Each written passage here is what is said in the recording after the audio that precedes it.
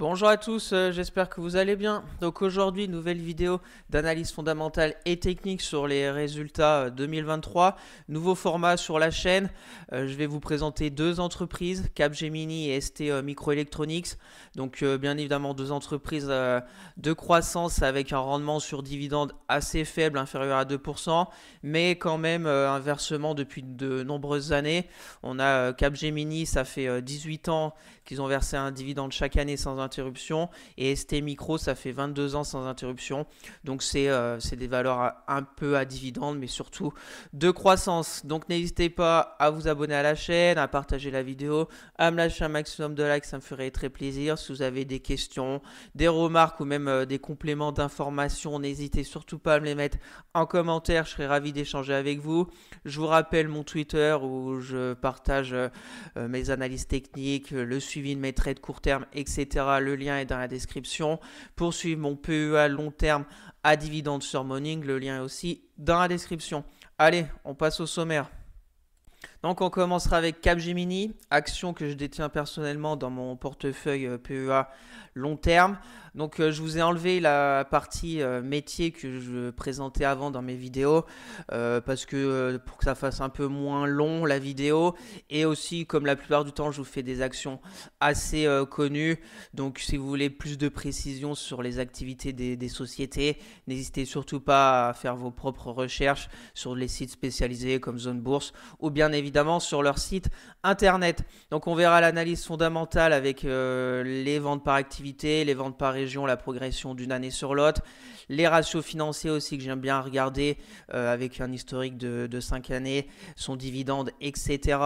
Après on passera à l'analyse technique sur TradingView pour essayer de trouver les zones clés, que ce soit support, résistance, la tendance long terme sur Capgemini, sans oublier sa droite de régression que vous pouvez retrouver sur Morning. Et en conclusion, on ira sur le site Les Échos Investir pour voir une note sur 5 avec un mélange d'analyse fondamentale et technique qu'on aura vu auparavant pour voir un peu quelle note se situe Capgemini. Et après on passera sur ST Microelectronics, pareil, l'analyse fondamentale, l'analyse technique et la conclusion. Bien sûr, je ne suis pas un conseiller financier. Mon avis dans cette vidéo ne représente pas un conseil d'investissement. Elle est juste réalisée à but pédagogique. Chaque investisseur doit avoir sa propre stratégie. Investir en bourse représente un risque. Vous êtes le seul responsable de vos achats et ventes d'actions. Donc Capgemini, société dans le domaine de la tech, au niveau des ventes par activité. Donc déjà ces activités, c'est le conseil, la transformation numérique, les services technologiques, etc. On a eu une petite progression de leur chiffre d'affaires entre 2022 et 2023 de un peu plus de 2%. Donc c'est pas beaucoup, mais c'est vraiment pas mal parce qu'on nous prédisait la catastrophe sur les résultats de 2023. Et les entreprises qui puisaient de la tech se sont quand même bien sorties avec les hausses des taux des banques centrales. Donc voilà, on verra avec l'analyse technique. Capgemini a bien flambé, donc par rapport à ses résultats, c'est pas anodin. Donc voilà, rien de particulier au niveau de la progression. Après, au niveau des ventes par région, déjà Capgemini est assez exposé au niveau des continents, assez intéressant, parce que si on regroupe toute l'Europe, avec la France, Royaume-Uni, Irlande et le reste de l'Europe, ça nous fait à peu près 60% du chiffre d'affaires qui est réalisé en Europe et à peu près 30% qui est réalisé en Amérique du Nord. Et après, on a le reste du monde, environ 10%.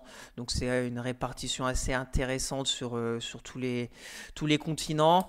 Au niveau des résultats, on a eu une petite baisse au niveau de l'Amérique du Nord entre 2022 et 2023. Mais après, l'Europe s'est bien comportée parce qu'on a eu une moyenne à peu près de 6% de progression entre 2022 et 2023. Et puis, stable au niveau du reste du monde, Asie-Pacifique et Amérique latine. Donc, voilà au niveau des ventes par activité et ventes par région, rien de particulier à signaler, sauf que quand même encore une progression intéressante sur une année qui devait être compliquée.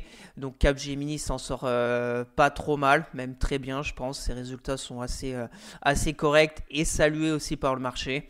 Donc ça sera intéressant de voir l'année prochaine si 2024, avec peut-être un ralentissement économique, arrive encore à sortir des très bons résultats annuels.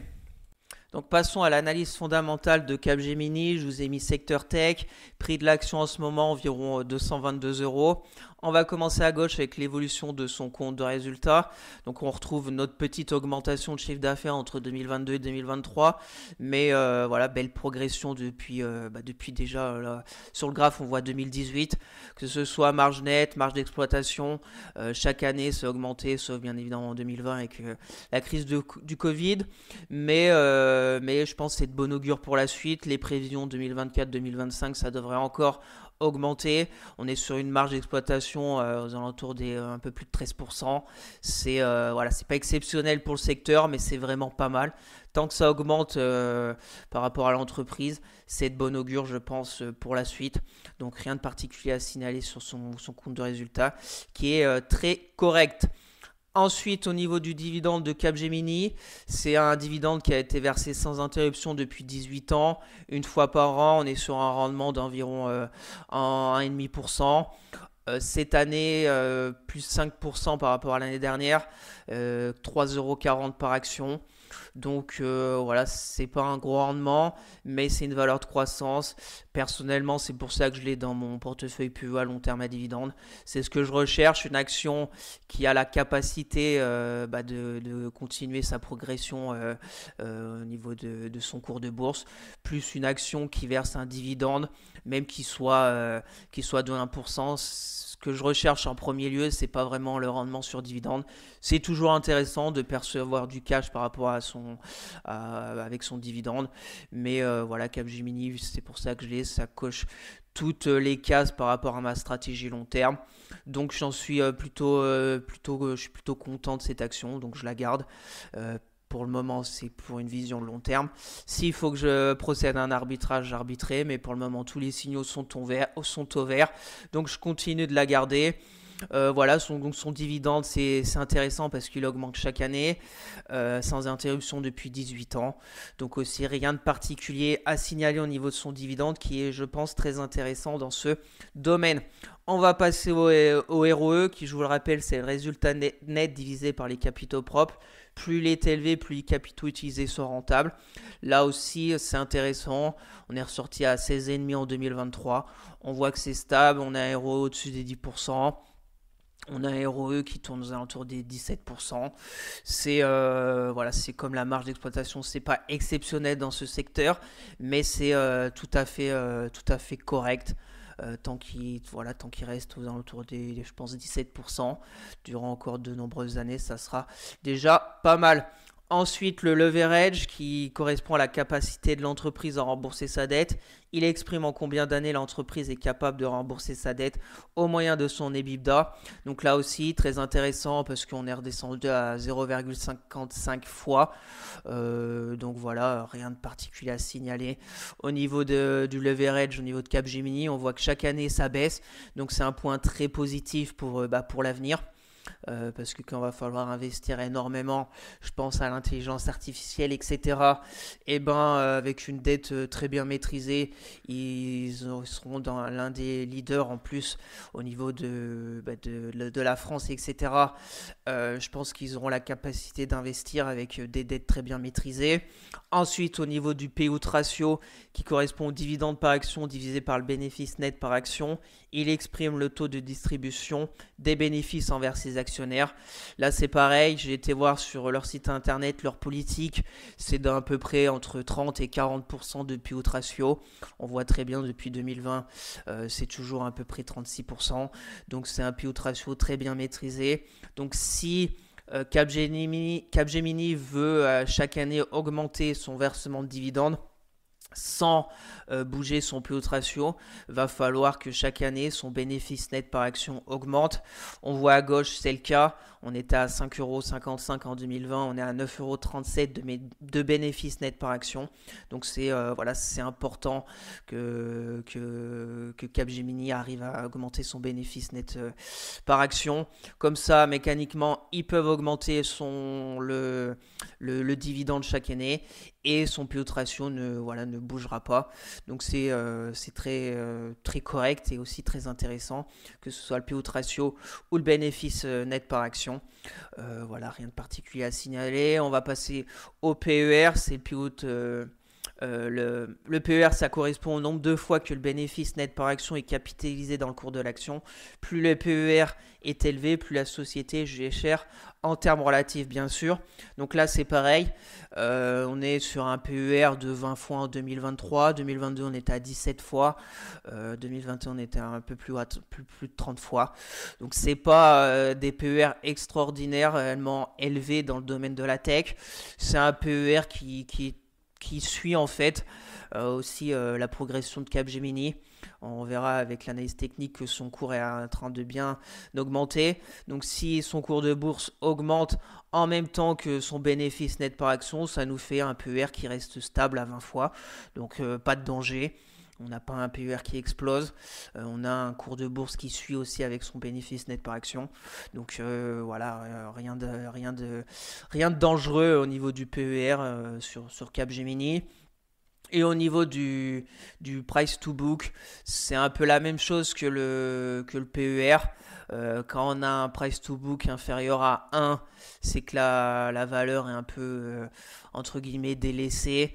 Et quand on a un price to book supérieur à 1, ça veut dire qu'il est plutôt recherché par le marché. Voilà, donc ça revient un peu au même que le PER. Et au niveau de Capgemini, on est à 3,12 fois. Voilà, c'est une valeur qui est assez recherchée, mais qui voilà, qui est pas en train de nous faire une bulle entre guillemets. Donc voilà au niveau de l'analyse fondamentale qui pour moi, bien évidemment, l'ayant dans mon portefeuille plus à long terme, une action qui me plaît énormément. Au niveau des fondamentaux, rien de particulier à signaler sur les résultats qui viennent de tomber de 2023.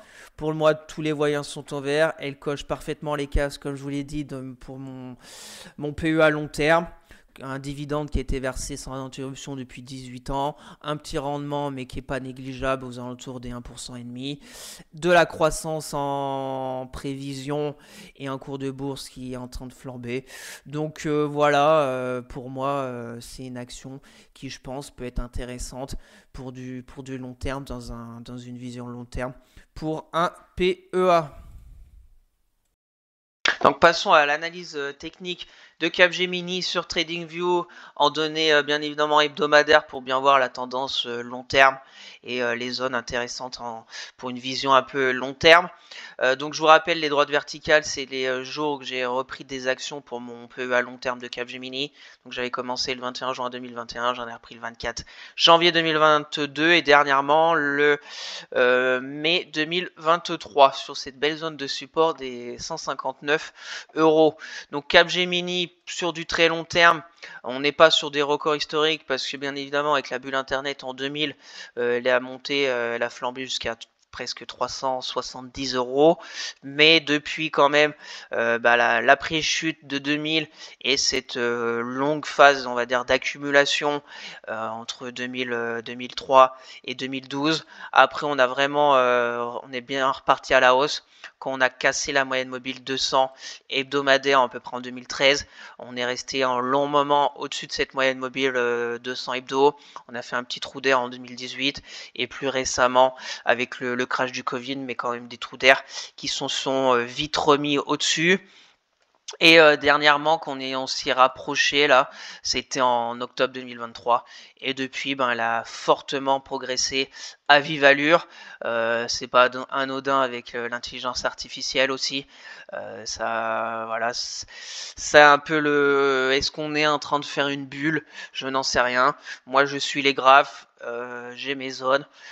Voilà, personnellement, je suis bien évidemment content quand l'action que j'ai en portefeuille progresse. Maintenant, pour en reprendre mes zones qui vont me faire réfléchir. Là, il y a la zone pour, on va dire, les plus pressés, mais je pense pas, si elle revient à 216 euros, je pense pas en reprendre sur cette zone-là. Mais pour une personne qui souhaiterait commencer à bâtir une position long terme pour son PEA sur Capgemini, en ayant fait toutes ses recherches adéquates, etc., 216, ça me paraît pas non plus déconnant. Après, s'il rebaisse, et ben en reprendre. Voilà, diversifier vos portefeuilles, etc.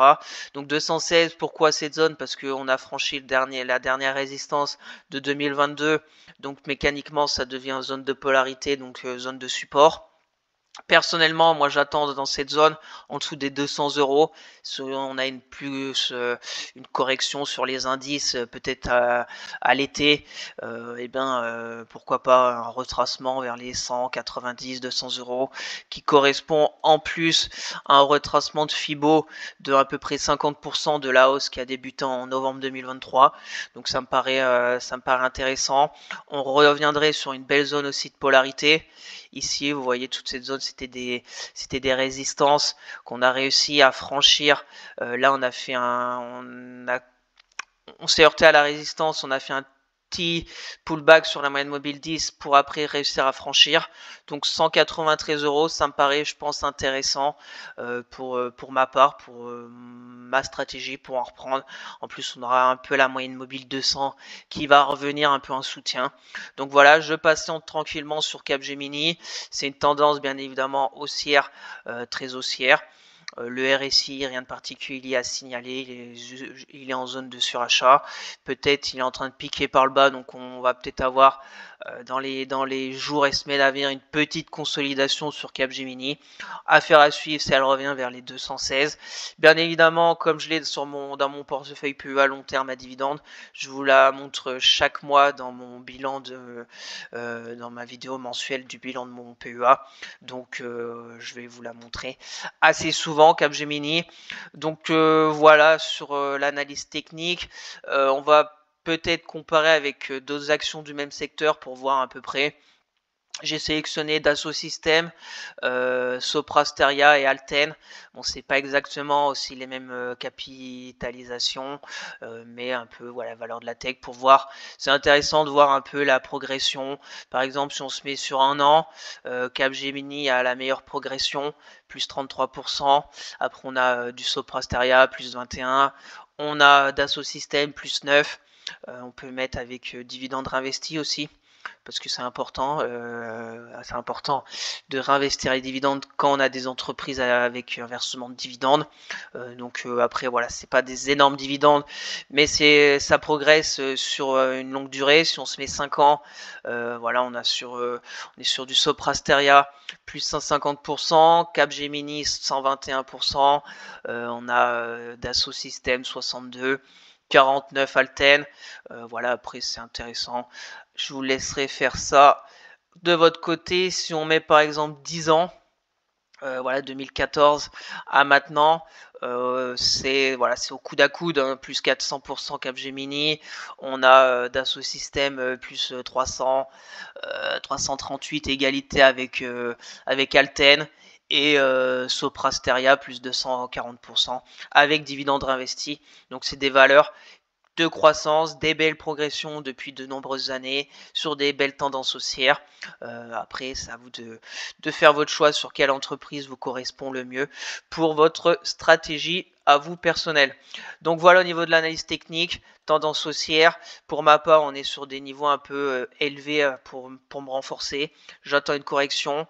Ma zone intéressante pour moi serait vers les 195 euros si on a un retracement de 50% de la dernière impulsion qui a débuté en octobre 2023. On reviendrait sur aussi une belle zone de polarité. Donc je patiente sur Capgemini. Donc passons à la droite de régression de Capgemini. Je vous ai mis la droite de Morning. Elle commence que depuis 2008, vous pouvez retrouver une droite de régression depuis les débuts en bourse de Capgemini sur le site Bellignac. Ça ne nous donne pas le même résultat parce que avec la bulle internet et Capgemini qui a flambé en 2000 comme beaucoup d'entreprises de la tech, ça nous ferait un cours qui serait bien au-dessus de sa droite de régression si on prend depuis l'historique et la moyenne de prix, depuis l'historique depuis le début de la cotation de Capgemini en bourse. Là, depuis 2008, on serait vers sa moyenne de prix, vers sa droite de régression sur ce graphique de Morning. Après, comme on a vu avec l'analyse technique, j'attends personnellement une consolidation, une petite correction pour en reprendre. Voilà, après, bien évidemment, c'est comme tous les outils qu'on a à notre disposition. C'est un outil parmi tant d'autres. C'est intéressant de voir qu'on est au-dessus, qu'on est en dessous. Mais voilà, après, chacun fait bien comme il veut par rapport aux droites de régression. Donc, comme je vous l'ai dit, si vous voulez voir la droite depuis ses débuts, allez sur le site de Belignac. Donc on va passer à la conclusion pour Capgemini sur le site Les Échos Investir. Cette partie est payante mais je vous la partage. On va faire un peu une synthèse de tout ce qu'on a vu auparavant avec une note. Bien évidemment, les notes sont faites pour aussi évoluer. Là, à cet instant T, on est sur une note globale de Capgemini de 3,6 sur 5. Ça nous fait un rand sur 19e sur 252. C'est toutes les actions françaises. Donc une très belle place. Capgemini, après au niveau de la performance de l'action, on est sur 5 sur 5 parce qu'on a sur toutes les temporalités une progression du cours de bourse. Donc bien évidemment, c'est un facteur de force. Après, au niveau de la solidité du bilan, pareil, 4 sur 5, c'est les dettes, etc. C'est 61e place, donc c'est intéressant. Le bénéfice net par action, 3 sur 5, mais comme on a vu, rien de particulier, une belle progression, petite baisse. On est sur une évolution quand même moyenne sur 3 ans de 16%, estimé à plus de 10% pour 2025. Ça nous fait un rang de 12e, donc c'est très intéressant. Le rendement sur le dividende, 2 sur 5 parce qu'on a un faible rendement, mais comme je vous l'ai dit, ça me dérange pas moi personnellement, surtout que c'est une valeur de la tech, de croissance. Donc voilà au niveau du rendement sur dividende. Et au niveau bien évidemment du chiffre d'affaires, 4 sur 5, 30e. On est sur une petite augmentation mais qui n'est pas négligeable. Et on est surtout sur une évolution moyenne de son chiffre d'affaires qui a 2 chiffres, plus 13%. Donc très intéressant. Voilà la note globale de Capgemini qui nous fait un 3,6 sur 5 par rapport comme source au site Les Échos Investir, soit un rang de 19e sur 252. Donc potentiellement, je pense, une belle valeur pour l'avenir. Donc voilà au niveau de la conclusion qui, pour moi, personnellement, tous les voyants sont au vert pour un investisseur et une stratégie long terme à dividende sur une belle valeur de croissance. Donc passons maintenant à ST Microelectronics. Donc on va faire pareil que pour Capgemini, on va commencer par les ventes par activité pour voir la progression d'une année à l'autre. Donc au niveau de l'automobile, belle progression. Ça représente presque 50% de leur chiffre d'affaires. On a fait une progression de presque 28%. Donc c'est vraiment pas mal. Après au niveau des microcontrôleurs et circuits intégrés numériques, stable entre 2022 et 2023, plus 1%. Par contre au niveau des systèmes et capteurs analogiques, micro-électromécaniques, grosse baisse, moins 21% entre 2022 et 2023. Donc personnellement, les résultats de ST Micro ont plutôt été entre guillemets mal reçus par le marché. Après, les perspectives, en fait, c'est surtout au niveau des perspectives. Après, qu'on a bien évidemment les puces électroniques, les circuits intégrés, etc. C'est un peu en vogue en ce moment avec les Nvidia, ASML, etc. Les très grosses entreprises qui attirent toute la lumière des projecteurs. Donc quand on a ST Micro qui est quand même aussi un leader mondial, nous, entre guillemets, déçoivent les investisseurs parce que les perspectives sont pas comme les autres avec des chiffres stratosphériques. Donc voilà, on verra avec l'analyse technique.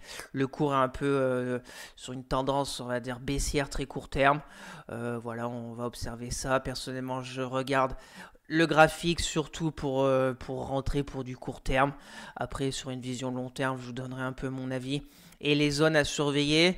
Après, au niveau des ventes par région, bah, Singapour, moins 8%, ça représente toujours quand même 50% de leur chiffre d'affaires.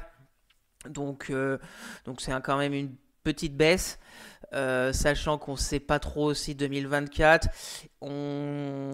J'ai lu un article aussi au niveau de l'automobile chinoise. Le gouvernement souhaiterait que les constructeurs chinois passent par des puces de leur pays, par la Chine. Donc je ne sais pas combien ça représente par rapport à ST Micro sur le marché chinois de l'automobile. Sachant que ça représente quand même presque 50% de leur chiffre d'affaires. Donc affaire à suivre. Après, bon, le gouvernement chinois, on sait que des fois c'est des rumeurs, on ne sait pas trop. C'est très flou la Chine. Donc on suit, moi je la suis graphiquement, je vous la présente fondamentalement, on verra avec l'analyse fondamentale. Les chiffres sont pas non plus dégoûtants, mais c'est par rapport au secteur, voilà, c'est comme je vous l'ai dit, secteur en vogue, donc dès qu'on a des chiffres pas exceptionnels, ben, ça déçoit un peu les investisseurs. Donc après on a la Suisse, belle augmentation, États-Unis aussi pas mal sur cette année. Japon, France, bon, ça représente presque moins de 1%. Et Italie, c'est pareil. Donc voilà, après, géographiquement, c'est quand même très concentré à Singapour. Après, on a pas mal en Europe avec la Suisse.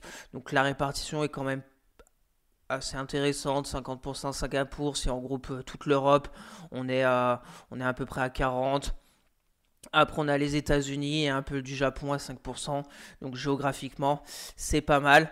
Bien évidemment, comme c'est des puces électroniques pour les voitures, etc.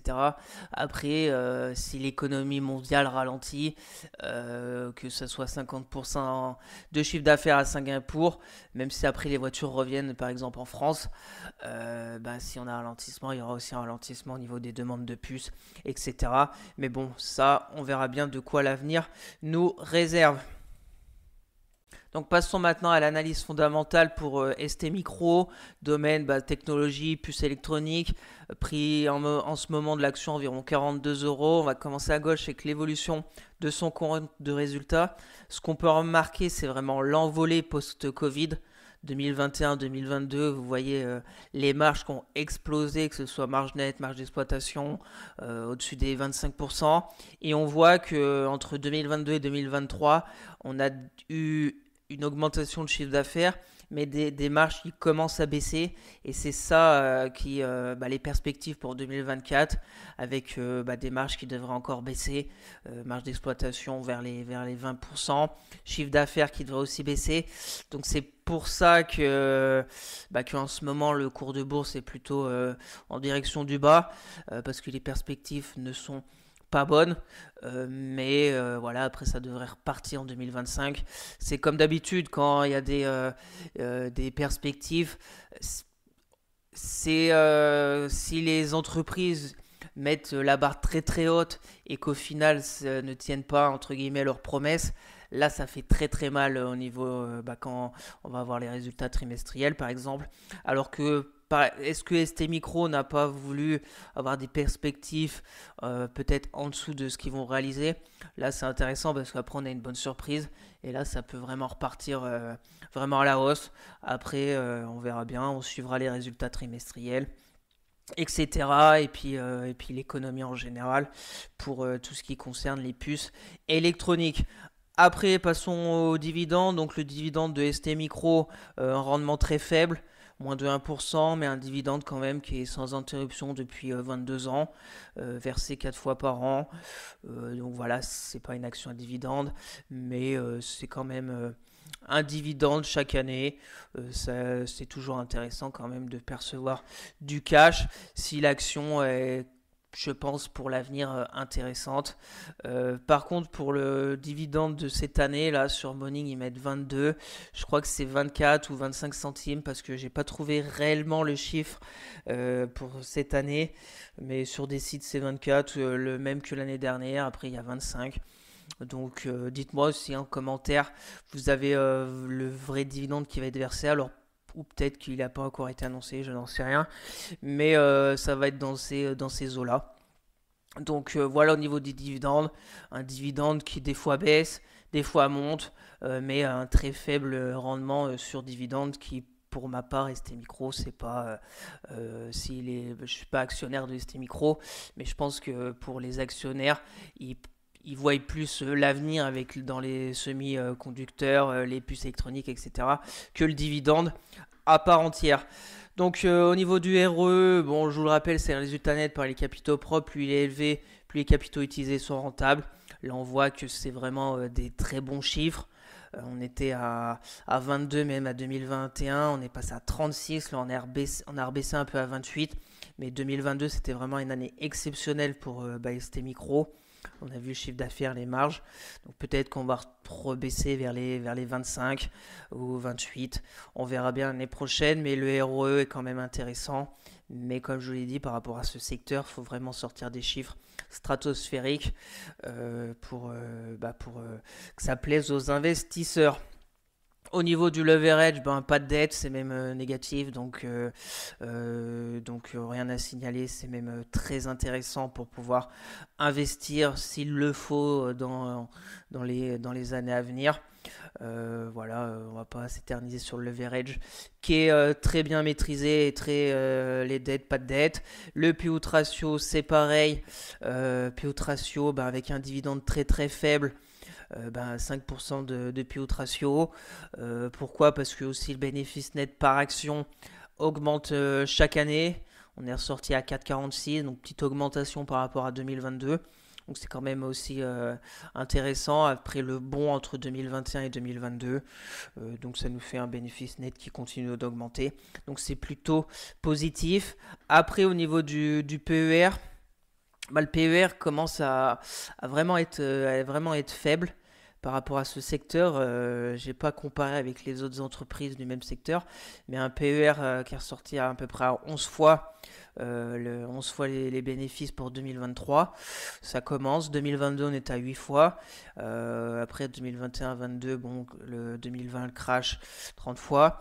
Mais c'est quand même un PER qui, je pense, la valorisation de ST Micro est peut-être dans les, je vais pas dire les plus faibles au niveau de ces entreprises, mais plutôt faibles, je pense, pour ce secteur. On retrouve pareil au niveau du price to book, qui est au-dessus de 1, mais qui est vraiment, je pense, plutôt faible par rapport à ce type d'entreprise.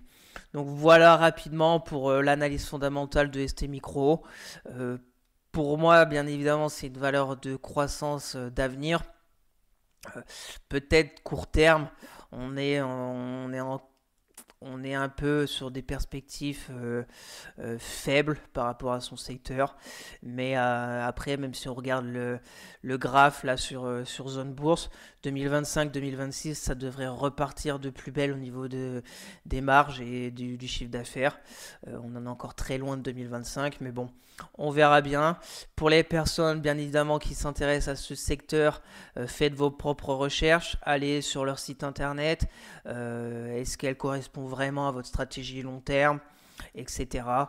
Et faites le maximum de recherches avant de vous lancer dans une action pour du long terme. Et puis après, c'est à vous de faire votre choix. Donc fondamentalement, c'est quand même assez solide, je pense, ST Micro, même si court terme, il y a quelques inquiétudes pour les perspectives et puis cette histoire de la Chine. Donc c'est parti pour l'analyse technique de ST Micro sur TradingView comme d'habitude en données hebdomadaires. Bon, ST Micro Electronics, je vous la fais assez souvent parce qu'elle fait partie de mes actions dans mes vidéos mensuelles de revue technique. Donc je vais vous la faire suivre durant toute cette année. Si ça vous intéresse, n'hésitez pas à aller voir mes vidéos de revue technique sur je vous fais 3 fois par mois, 20 actions, ça nous fait 60 actions sur des zones techniques en hebdomadaire pour une vision un peu swing, moyen terme, long terme. Donc je vous invite à aller voir ces revues techniques, ça peut vous donner des idées sur différents types d'actions dans différents secteurs d'activité. Donc ST Micro, les plus hauts historiques dans la bulle 2000 vers les 75 €. Après une énorme chute qui s'est finie environ vers 2012. Donc une longue chute quand même, bien en dessous de la moyenne mobile 200 hebdo. On a trouvé entre guillemets un prix plancher vers les 4 €, 5 €, et après on s'est mis sur un long range qui a duré entre 2009 et 2016, donc assez long, et après on a vraiment explosé en 2016 quand on a vraiment passé cette moyenne mobile 200 hebdomadaire qui depuis 2016 nous sert vraiment de support dynamique sur le titre. Ça a commencé en 2019 avec cette baisse de juin 2018, janvier, donc à peu près 6 mois de baisse. On a trouvé appui sur cette moyenne mobile 200 hebdo. Crash du Covid, pareil. 2022, pareil. Et plus récemment, en novembre 2023, sur cette moyenne mobile 200 hebdomadaire. Et là, on y revient pas loin. Et ce qui est un peu négatif quand même sur ce cours, c'est il y a depuis un an, depuis mars 2023, on est sur une tendance, on va se mettre en ligne de clôture, une tendance baissière. Bon, c'est pas la pente raide de la tendance baissière, mais c'est une consolidation quand même, parce qu'on a des plus bas de plus en plus bas, et des plus hauts plus en plus bas par rapport à leurs précédents plus hauts. Donc maintenant, la zone de vérité, ça sera vers 38,30 €. Est-ce que cette convergence de support, que ce soit l'oblique, que ce soit la moyenne mobile 200 hebdo, que ce soit le support, la belle zone de polarité qui était résistance en 2022, là en mai 2022, juillet 2022, novembre 2022, on a cassé en janvier 2023, c'est devenu des supports en 2023. Donc maintenant, est-ce qu'en 2024, ça va refaire support, ou est-ce que cette fois, on va vraiment casser cette zone? Si on casse, ça sera négatif parce que la moyenne mobile 200 hebdo, ça fait un moment qu'il est en support dynamique. Après, on a des zones comme 33,67 €, il y a une belle zone aussi de polarité. Mais on sera en dessous de cette moyenne mobile 200, donc il faudra quand même faire attention. Après on est à 28,86, mais bon, comme je vous la montre chaque mois, on aura le temps d'ajuster nos zones. Moi personnellement, comme je la suis pour plutôt du swing ou du moyen terme ou même du court terme, j'attends vraiment qu'elle arrive vers cette zone des 38,30. Et bien évidemment, quand je marque ces zones, j'attends une réaction du marché et de l'action. Si on a une bougie rouge qui transperce cette zone de support avec une news ou n'importe quoi, voilà, la zone n'a pas répondu présente. Je passe à la suivante et puis on attend de voir la réaction. Peut-être que ça va être sur une tendance baissière un peu plus longue. Peut-être qu'on va faire ça, qu'on va remonter, qu'on va aller là. Je n'en sais rien. Peut-être que jusqu'en toute l'année 2024, ça va baisser. Je n'en sais strictement rien. Moi, j'attends des signaux techniques. J'ai mes zones. J'attends patiemment qu'elle arrive à 38,30 et je verrai ce qui va se passer quand on va arriver peut-être dans pas longtemps, parce que quand je vois cette bougie hebdomadaire avec un CAC qui est sur des plus hauts historiques, etc., les entre guillemets mauvaises news de ST Micro, etc., je reste à l'écart bien évidemment.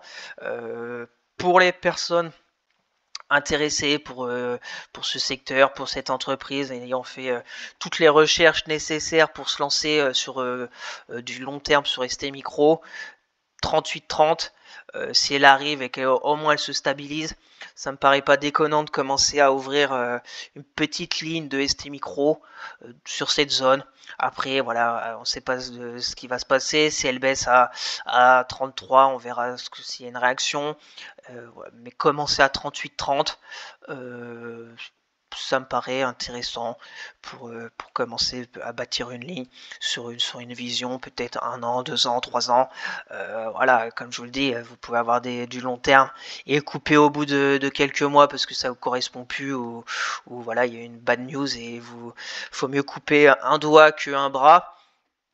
Ou peut-être des fois il y a des actions que vous voulez garder sur quelques mois et au final vous gardez pendant des années parce que techniquement c'est très beau, les résultats trimestriels vous plaisent, etc.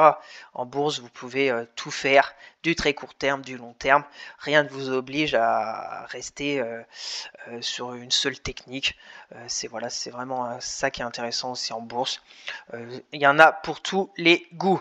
Donc voilà pour ST Micro, on va voir par rapport à, je vous ai sélectionné Swatech au niveau de la France.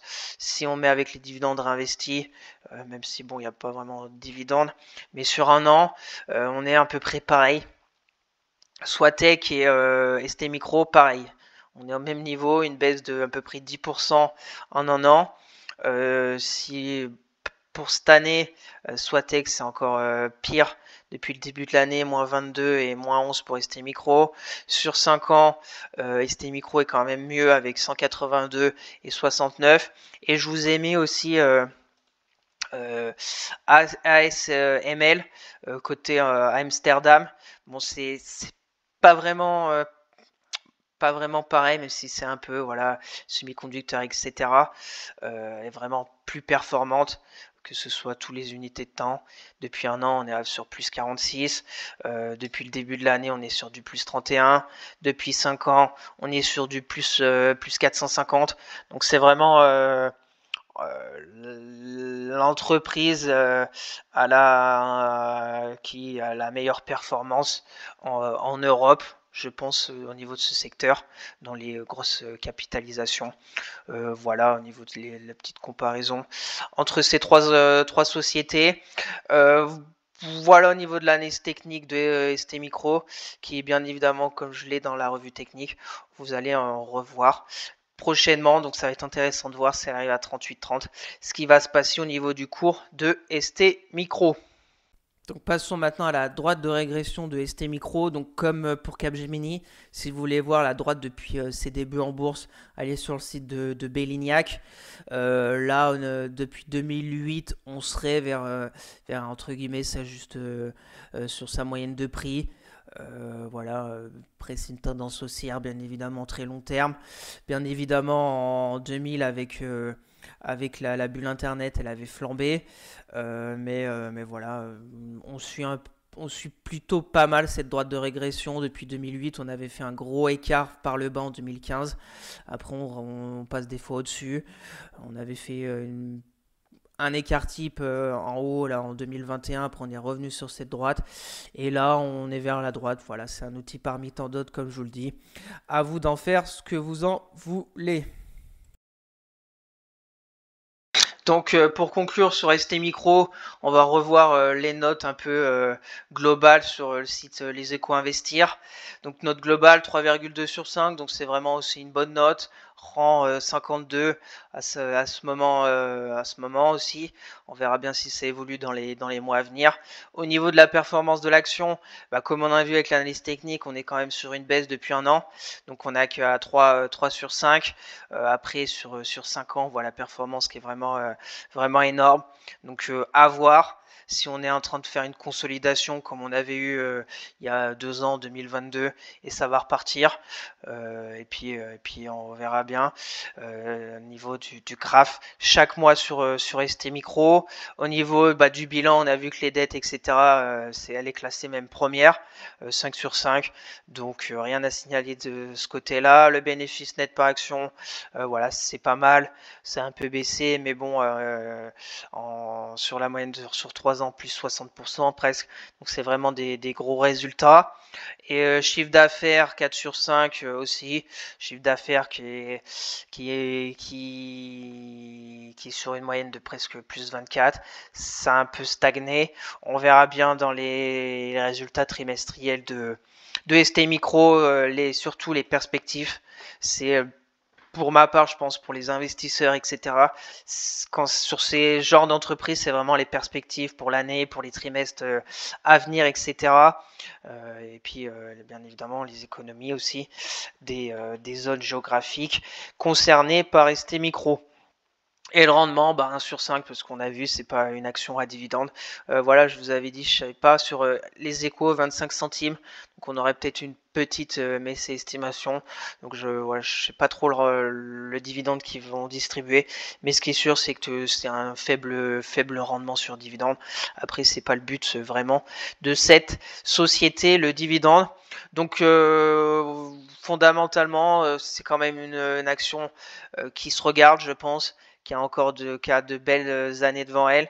Après, est-ce que c'est vraiment le moment? Je pense qu'il, techniquement, comme on a vu, faut peut-être attendre, patienter un peu, voir sur cette zone clé de la moyenne mobile 200 hebdo ce qui va se passer. Après, voilà, fondamentalement, même techniquement, on est quand même sur une action très haussière. Des phases de consolidation sont bien nécessaires. Donc, affaire à suivre sur ST Micro, avec quand même une note de 3,2 sur 5 et classé 52e sur 252 par rapport aux actions françaises, par rapport au site Les Échos Investir. Donc merci à tous d'avoir suivi cette vidéo, j'espère que ça vous plaît, un peu ce nouveau format d'analyse fondamentale et technique avec 2 sociétés présentées. Dites-moi en commentaire si vous avez des remarques, des compléments aussi d'informations concernant Capgemini et ST Microelectronics pour vous faire partager au plus grand nombre. Et puis je serais ravi d'échanger avec vous et d'en apprendre encore plus sur ces sociétés. J'essaierai, si ça vous plaît, de vous refaire la même chose dans un mois avec 2 autres sociétés par rapport à leurs résultats de 2023. Donc n'hésitez pas à vous abonner à la chaîne, à partager la vidéo, à me lâcher un maximum de likes, ça me ferait très plaisir. Je vous rappelle mon Twitter où je fais le suivi de mes analyses techniques, de mes trades court terme, etc. Le lien est dans la description. Pour suivre mon PEA long terme à dividende sur Morning, le lien aussi dans la description.